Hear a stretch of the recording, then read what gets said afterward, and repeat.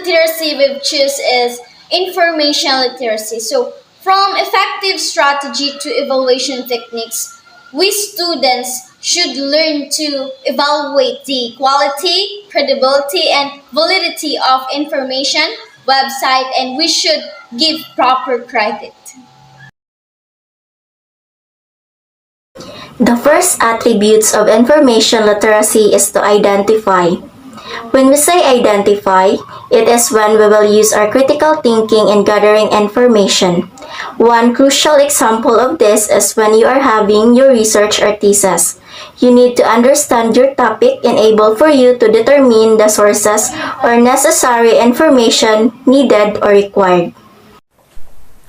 The second attribute of informational literacy is find. My understanding from the word find is to not limit the informations you know about. Digging some deeper informations help you to broaden your knowledge.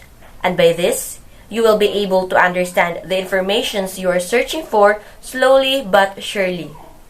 The third attribute of information literacy is evaluate. Upon finding the information, you should evaluate critically if it is the exact information that you need before you use the information.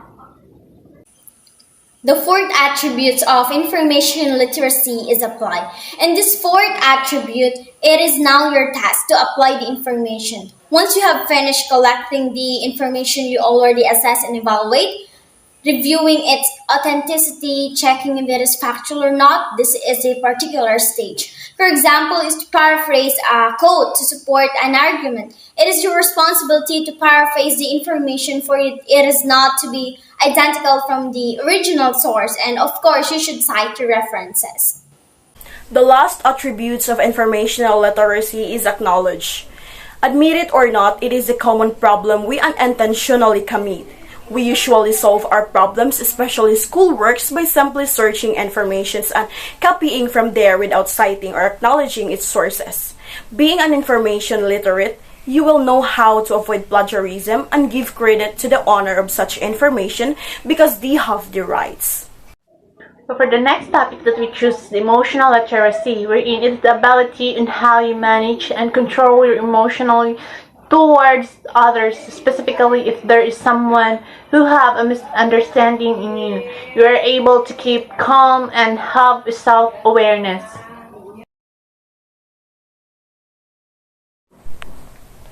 The first attribute of emotional literacy is self-awareness.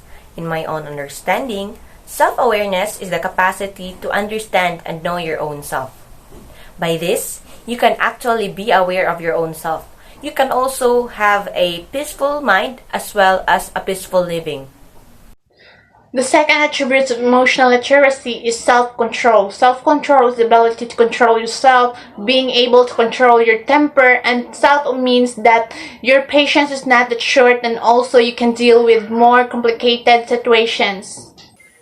The third attribute of emotional literacy is motivation. It is one of the most important attributes in emotional literacy because being motivated can change our lives for the better. When we are motivated, there are a lot of advantages. One example is it increases our opportunities to develop ourselves, like changing our bad behavior and having an interest in learning new things. In essence, motivation can help us to be resilient and optimistic about our lives.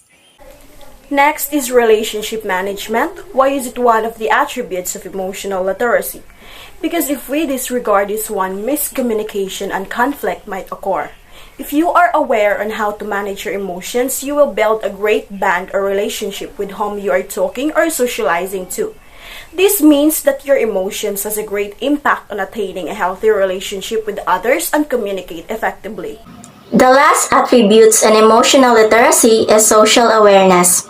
Learning to empathize others' perspective, including their backgrounds and cultures, is really an important skill that we must attain in order for us to build good relationship with them. Example of this is we must not be insensitive in other feelings or problems. We must learn to listen, understand, and be humane.